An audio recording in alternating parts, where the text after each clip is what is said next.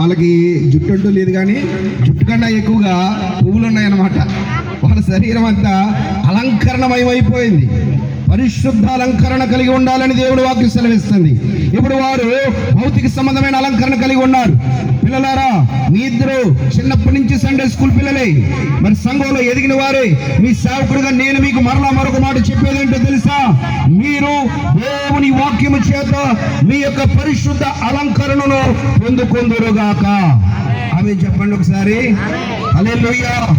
ఈ రోజా శైలు అని ఈ ఇద్దరు బిడ్డల్ని కూడా దేవుడి ఇక మీదట తన వాక్యము చేత బలపరుచునుగాక, వాక్యములో వారిని స్థిరపరుచునుగాక. ఈ బిడ్డలు వారి యవ్వన దశలో ఏమాత్రము త్రుట్టిల్లకుండా జీవించుదురుగాక. రెండవ మాట ధ్యానం చేద్దాం ప్రియులారా. ఇంకా దేవుడు ఈ యొక్క యవ్వన ప్రాయంలోకి వచ్చిన వారి గురించి ఒక మాట సెలవిస్తూ ఉన్నాడు. 1వ కొరింథీయులకు రాసిన పత్రిక 6వ అధ్యాయం 19వ వచనాన్ని చదవండి. గ్రంథములో ఉన్నవారు తెరిచి చక్కగా వాక్య భాగాన్ని చదవండి. 1వ కొరింథీయులకు రాసిన పత్రిక 6వ అధ్యాయం 19వ వచనం. మీ దేహము దేవుని వలన మీకు అనుగ్రహింపబడి పరిశుద్ధాత్మకు ఆలయమై ఉన్నది. పరిశుద్ధాత్మునికి ఆలయమై ఉన్నది. మీరు ఎరుగరా? పరిశుద్ధాత్మక ఆలయమై ఉన్నదని మీరు ఎరుగరా? మీరు మీ సొత్తు కారు. మీరు మీ సొత్తు కారు. విలువ పెట్టి కొనబడిన వారు గనుక మీ దేహముతో దేవుని మహిమపరచుడి. దేవుని ఏం చేయాలంటండి? మహిమపరచాలంట. రెండవ మాట, రోజా శైలి ఇద్దరు కూడా ఇక మీద ఏం చేయాలంట? వారి దేహముతో దేవుణ్ణి మహిమపరచాలి. దేహం అంటే ఏంటి చెప్పండి? శరీరము. శరీరములో పంచేంద్రియాలు దేవుడు పెట్టాడు.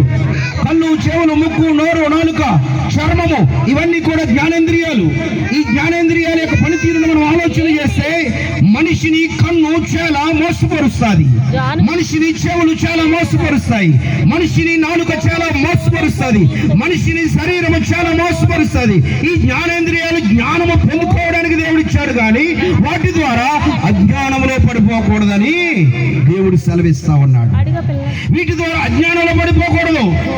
శరీరము దేవుని ఆలయం. దేవుడు ఎక్కడ నివసిస్తున్నాడు? గుడుల్లో, గోపురాల్లో, పెద్ద పెద్ద మేడల్లో, అంతస్తుల్లో కాదు, కానీ నీ దేహములోనే దేవుడు ఆలయముగా ఉంటున్నాడు. దేవునికి స్తోత్రం. హల్లెలూయా. మీ దేహములో దేవునికి చోటిస్తే, మీ దేహమును పరిశుద్ధమైన అలంకరణతో మీరు ఏర్పాటు చేసుకుంటే, ఎవరైతే అలాంటి పరిశుద్ధ అలంకరణ కలిగి ఉంటారో వారి దేహంలోనికి దేవుడు వచ్చి వారి దేహంలోనే ఆయన నివసిస్తాడు. అందుకే గలతీయులకు రాసిన పత్రికలో దేవుడు 9 రకాలైన ఆత్మ ఫలాలను గురించి మాట్లాడుతూ ఉన్నాడు. ప్రేమ, సంతోషము, దీర్ఘశాంతము, సమాధానము, దయాళత్వము, ఆశానిగ్రహము, మంచితనము, ఇలాంటి 9 రకాలైన ఆత్మ ఫలాలు ఎవరిలో ఉంటాయో వారిలో దేవుడు నివసించునుగాక. రోజా శైలు, మీరిద్దరూ ఇక మీద చిన్న పిల్లలు కాదు. మీరిద్దరూ మీ దేహములతో ఎలా ఉండాలంటే దేవునికి ఆశీర్వాదకరంగా, దేవునికి ఆలయముగా ఉండాలి. మీ దేహముల ద్వారా ఎవరు గణపరచబడాలండి? చెప్పండి అమ్మా. ఈరోజు యవనస్తులు ఎంత దేహానికి ఇచ్చే ప్రాముఖ్యత దేనికి ఇవ్వట్లా. 300 రూపాయలు బైబిల్ అన్నా కొనుక్కోరు, కానీ 300 రూపాయలు ఫేస్ ప్యాక్ కొంటారు కదండి.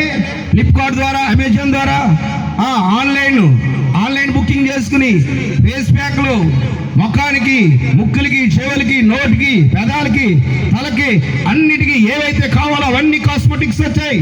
వాటన్నిటిని ఆర్డర్ చేస్తారు. ఆర్డర్ చేసి చక్కగా వారానికి ఒక ప్యాక్ వేస్తూ ఉంటారు. ఎంత ప్యాక్ వేసినా కాకి రంగు కాకిదే, అవును కదా? పావురు రంగు పావురుంది, అంతే కదండి? రంగు మారుతుందా అండి? మారాల్సిందేంటి? చెప్పాలి. మారాల్సిందేంటి? హృదయము మారాలి. ఎందుకంటే హృదయము ఘోరమైన, మోసకరమైనది, వ్యాధి గలది. కాబట్టి హృదయాన్ని మార్చుకోవాలి, హృదయ తలుపులను మార్చుకోవాలి. ఆలోచన పుట్టించే దేవుడు ఉన్నాడు, ఆలోచన కర్త అని యేసుక్రీస్తున్నాడు. అందుకే